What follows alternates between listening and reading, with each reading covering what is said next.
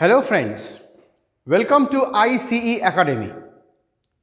তোমরা যারা ইউপিএসসি অর্থাৎ ইউনিয়ন পাবলিক সার্ভিস কমিশন অর্থাৎ যাদের বলতে পারি বিউরোক্রেটস অফ ইন্ডিয়া বা জেমস অফ ইন্ডিয়া অর্থাৎ এক একজন এক একটি রত্ন, এই ইউপিএসসির যে পরীক্ষাগুলো আম জনতা অর্থাৎ যে কেউ সাধারণত দিতে পারে সেই পরীক্ষার ওপর আজকে একটা ছোট্ট ডিসকাশন আমি করব। ভিডিওটা শুরু হওয়ার আগেই যেটা বলবো যে তোমরা যারা ইউপিএসসি নিয়ে অনেক দিন ধরে ভাবছিলে যে কি পরীক্ষা হয় তার ডিটেইলিং জানবে, এই ভিডিওটা শেষ অবধি দেখো এবং ভিডিওটা ভালো লাগলে অবশ্যই লাইক এবং শেয়ার করো তোমাদের বন্ধুদের সঙ্গে। ইনফরমেশন শেয়ার করলে অবশ্যই অনেকেরই নলেজ বাড়বে।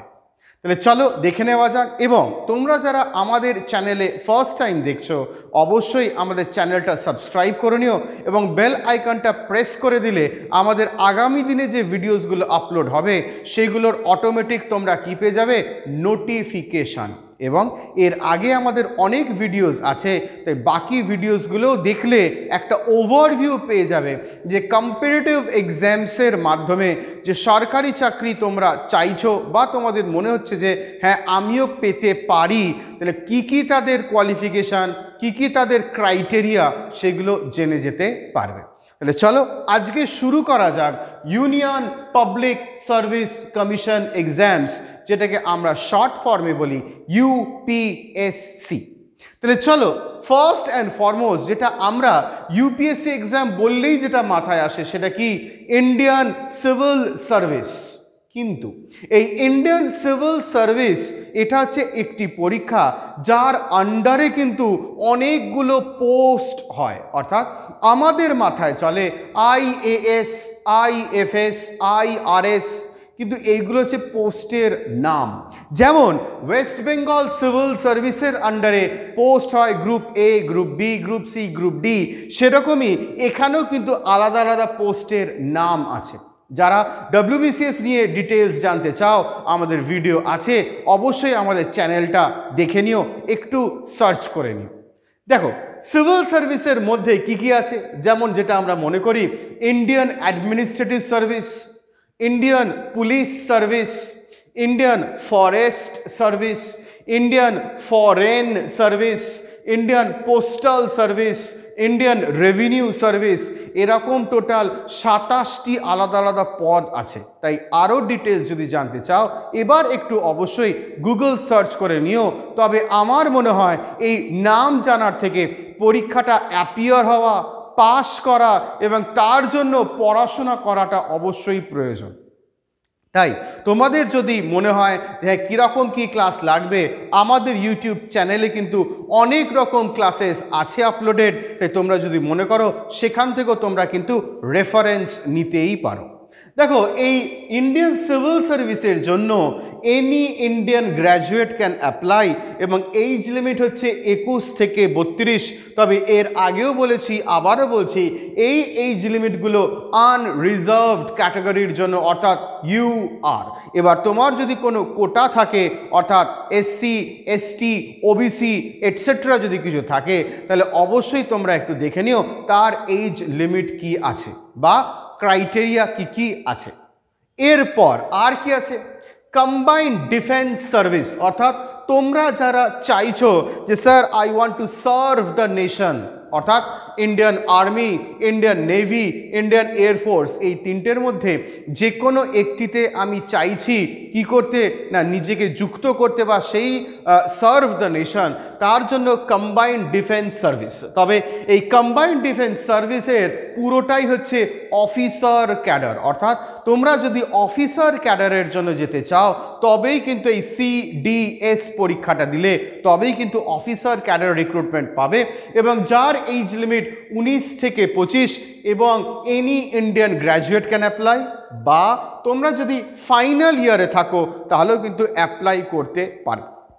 সরি, এইবার একটা জিনিস যেটা বলার যে এয়ারফোর্স আর নেভি নিশ্চয়ই জানো যে সায়েন্স ব্যাকগ্রাউন্ড হলে তবেই কিন্তু অ্যাপ্লাই করা যায়, অর্থাৎ ফিজিক্স তার সঙ্গে ম্যাথস বা যে ক্রাইটেরিয়া তুমি জন্য ফর্ম ফিল আপ করছো সেখানে স্পেসিফিকেশানস থাকবে, সেটা একটু দেখে নেবে যখন তুমি ফর্মটা ফিল আপ করবে। ক্লিয়ার? এবং এদের সঙ্গে আরেকটা যেটা লাগে দ্যাট ইজ তোমার ফিজিক্যাল, অর্থাৎ তুমি ফিজিক্যালি ফিট, সেটারও কিন্তু টেস্টিং হলে, সেটাকে পাস করলে তবেই কিন্তু তুমি এই আর্মি বা ফোর্সে জয়েন করতে পারবে। সেটা শুধু আর্মি, নেভি, এয়ারফোর্স নয়, সেটা পুলিশের জন্য applicable. Next, national defence academy বা নেভাল একাডেমি যেটাকে আমরা বলি, অর্থাৎ NDA।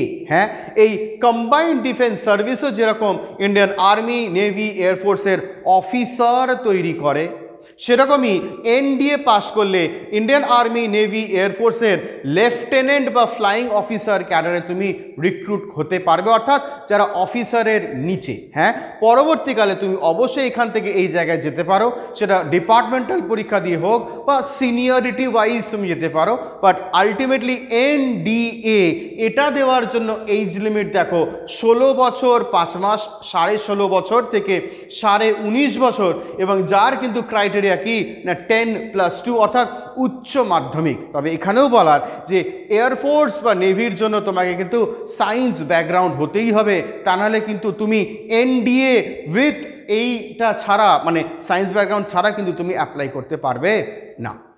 Last but not the least, ইউপিএসসির লাস্ট যে পরীক্ষাটা আম সাধারণ জনতার জন্য পরীক্ষা নেয়, that is assistant commandant executive in CISF বা CAPF বা অন্যান্য যে পুলিশের ফোর্সগুলো আছে সেখানে। হ্যাঁ, অনেক সময় BSF-এরও নেয়, অনেক সময় ITBP-রও নেয়। কি না, অ্যাসিস্ট্যান্ট কমান্ড্যান্ট হচ্ছে একটা পোস্ট, যেটা সিনিয়র এক্সিকিউটিভ পোস্ট, এটারও কিন্তু রিক্রুটমেন্ট হয়, যেখানে একটা পরীক্ষা থাকে এবং সেখানে ফিজিক্যালও থাকে। ক্লিয়ার? তাহলে এই অ্যাসিস্ট্যান্ট কমান্ড্যান্টের জন্য এইজ লিমিট দেখো 20 থেকে 25 এবং মিনিমাম কোয়ালিফিকেশন কিন্তু গ্র্যাজুয়েশন লেভেল। তাই একমাত্র দেখো এই NDA যেটা, সেটার জন্যই 10+2, বাদবাকি গ্র্যাজুয়েশন লেভেল ছাড়া একটাও কিন্তু দিতে পারবে না। এবার আরেকটা জিনিস যেটা এর সঙ্গে আমি ইনক্লুড করে দিচ্ছি, UPSC কিন্তু প্রচুর পরীক্ষা নেয়, প্রায় 30 থেকে 32টা পরীক্ষা নেয়। এই 4টে ছাড়া প্রায় 25 থেকে 26টা পরীক্ষাও কিন্তু UPSC কন্ডাক্ট করে, বাট সেই পরীক্ষাগুলো স্পেশাল কিছু কোয়ালিফিকেশান লাগবে বা স্পেশাল কিছু তোমাকে হয়তো দেখা যাবে তোমাকে কোথাও একটা এত বছরের জন্য তুমি সার্ভ করেছো, সেটার আগেইনস্টে দেবে। তাই স্পেশাল কোয়ালিফিকেশান ছাড়া সেই পরীক্ষাগুলো কিন্তু দেওয়া যায় না। তাই এই যেখানে যেগুলো বললাম, এটার জন্য তোমার কোনো এক্সপিরিয়েন্স বা স্পেশাল কোনো কোয়ালিফিকেশান প্রয়োজন পড়ে না।